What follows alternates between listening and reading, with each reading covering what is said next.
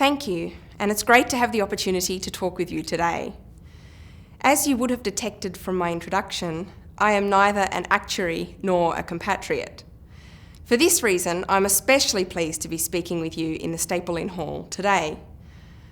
The great risk transfer has been described by American political science professor Jacob Hacker as the defining feature of the contemporary economy.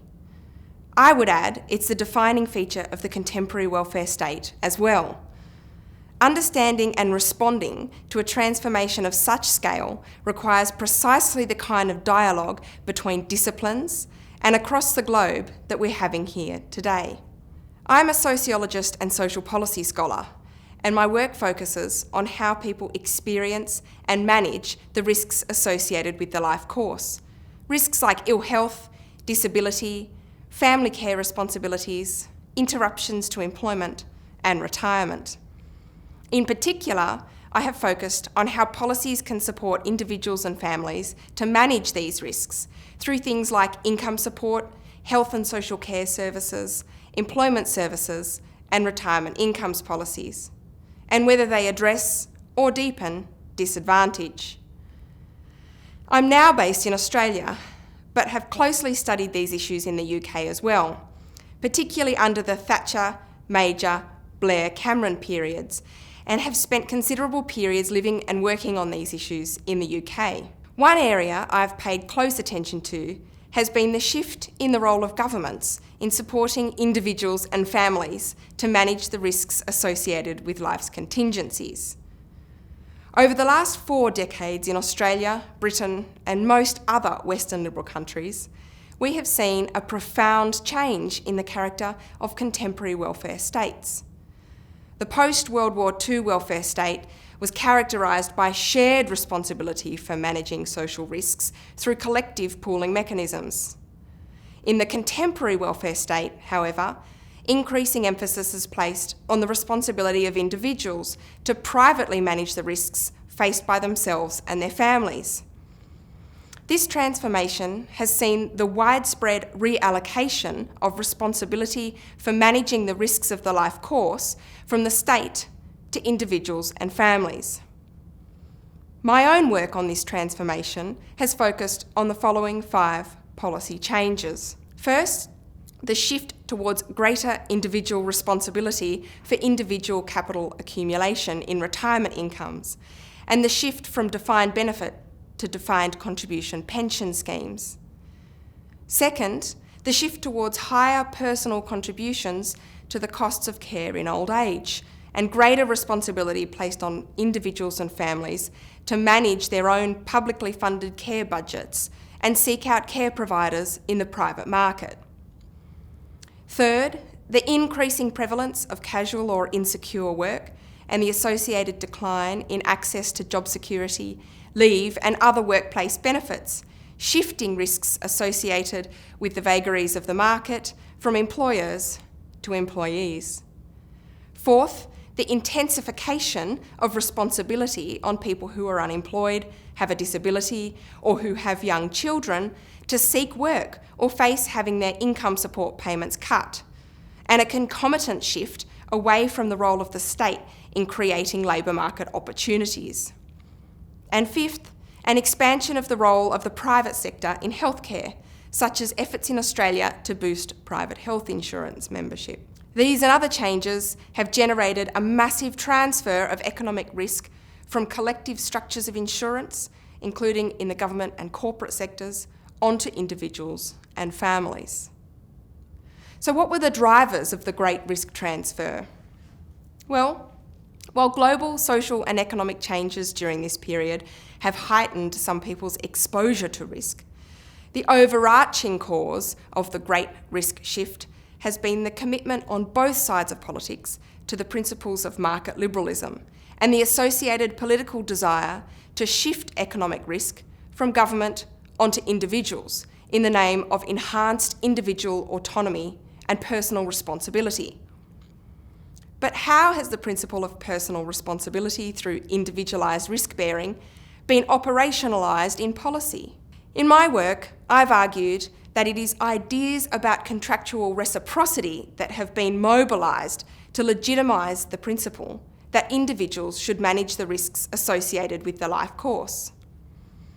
From the mid-20th century, welfare provision was built on an implicit collective contractual relationship between individuals and the state.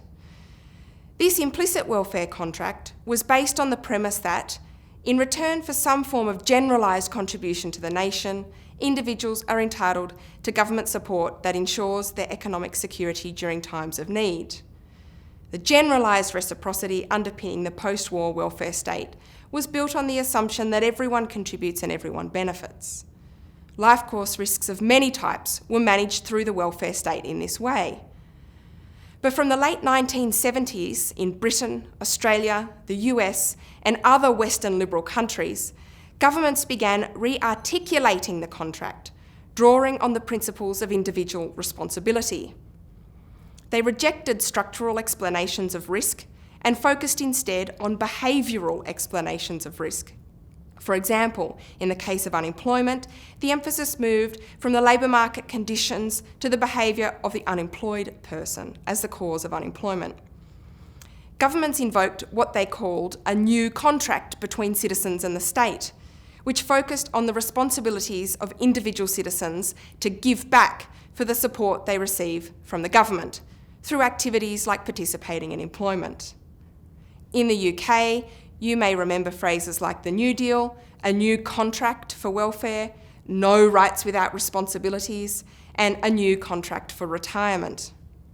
In these new contracts, based on a much more direct, itemised exchange between contribution and benefit, welfare recipients are construed as parties that are benefiting but not contributing. In this context, enforcing the obligation of citizens to assume responsibility for managing risks like unemployment, parenthood, and disability is constructed as correcting the natural moral order. It's in this manner that the idea of a contract has legitimised the individualisation of risk. So what have the outcomes of the great risk transfer been? Well, the individualisation of responsibility for managing risk brings with it important implications for vulnerabilities and social inequalities. First, the individualisation of responsibility for managing risk also changes the profile of risks being confronted by individuals and families, with citizens being turned into entrepreneurial risk managers. This requires new forms of knowledge about financial management, financial markets, the labour market and service systems. It also requires time in order to acquire this knowledge and to navigate markets and service systems to manage the new risks they face. This can expose people to new forms of vulnerability. For example, the individualisation of responsibility for funding and managing the costs of long-term care means that more older people are forced to navigate care markets and manage complex budgets in order to have their care needs met. Some, those without impaired cognition, with the economic resources to purchase care managers, with high levels of financial capability, or with supportive families that help arrange their care, manage well. Others, without these cognitive, financial and relational resources, are highly vulnerable to exploitation, financial and emotional stress, and poor care outcomes. Second, policies that transfer responsibilities for managing risk onto individuals deepen existing inequalities in the distribution of economic resources. For example, the individualisation of responsibility for saving for old age deepens gender inequalities in later life, as women are much more likely to take time out of paid work to provide care and less likely to accumulate adequate retirement incomes. In other words, those with limited means, often most exposed to these risks, are the least equipped to deal with them. Well, what can we do about it? We need to look for new ways of equipping individuals and families with the resources they need to navigate these risks, and of cushioning the impacts of them. First is the importance of financial knowledge and inclusion, supporting individuals and families to understand risks, their potential impacts, and appropriate methods of preparing for or insuring against such risks. This includes financial capability, financial inclusion, or access to appropriate and affordable financial services and products, a properly regulated financial services sector, and resource system capital, by which I mean the knowledge and skills required to navigate the labour market and policy and service systems. But all the knowledge in the world will not mean much for someone with inadequate economic resources.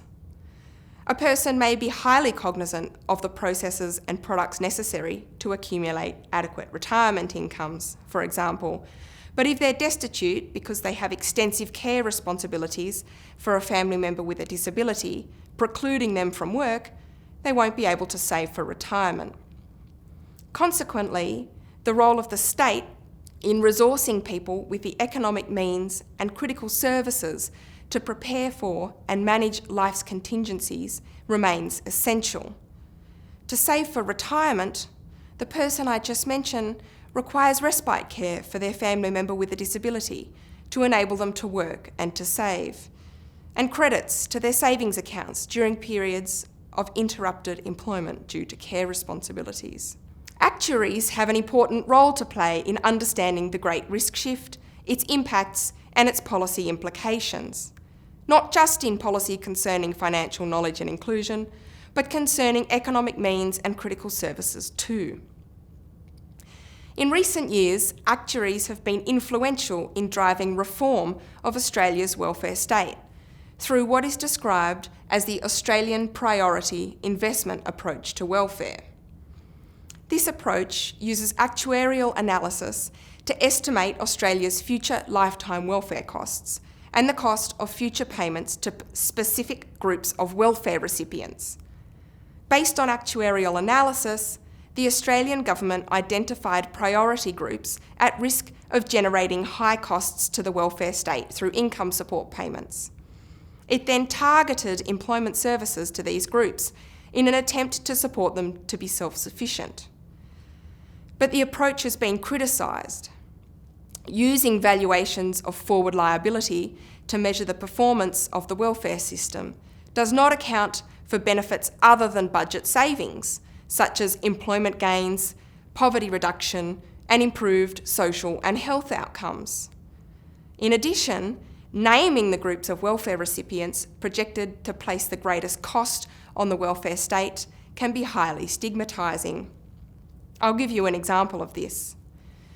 In 2017, I was attending the first session of the International Carers Conference in Adelaide. The focus was on the enormous contributions of carers to families, communities, and the economy.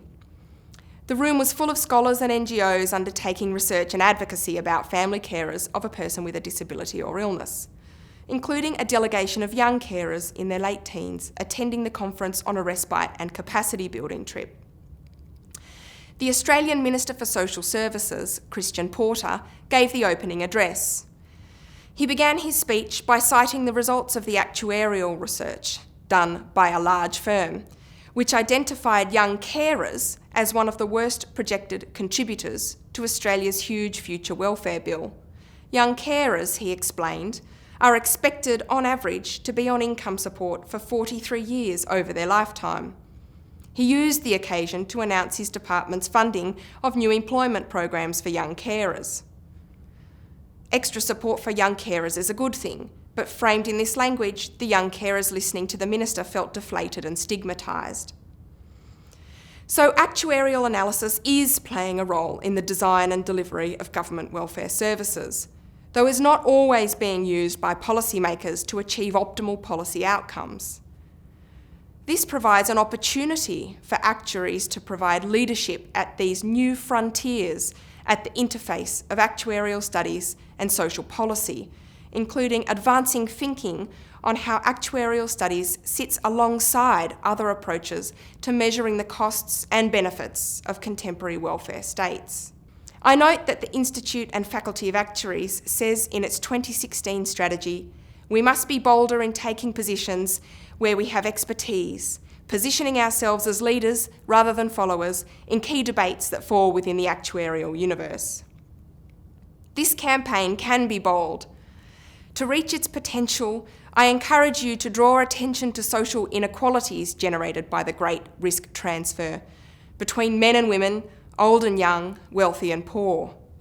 I encourage you to move beyond the role of actuaries in supporting individuals to manage risk through financial capability, financial services and financial regulation, to also engage in policy advocacy on the importance of the continued role of the state in providing people with the economic resources they need to manage life's contingencies and in ameliorating the inequalities generated by the individualisation of risk. I congratulate the Institute and Faculty of Actuaries for launching this campaign and look forward to following the outcomes. Thank you.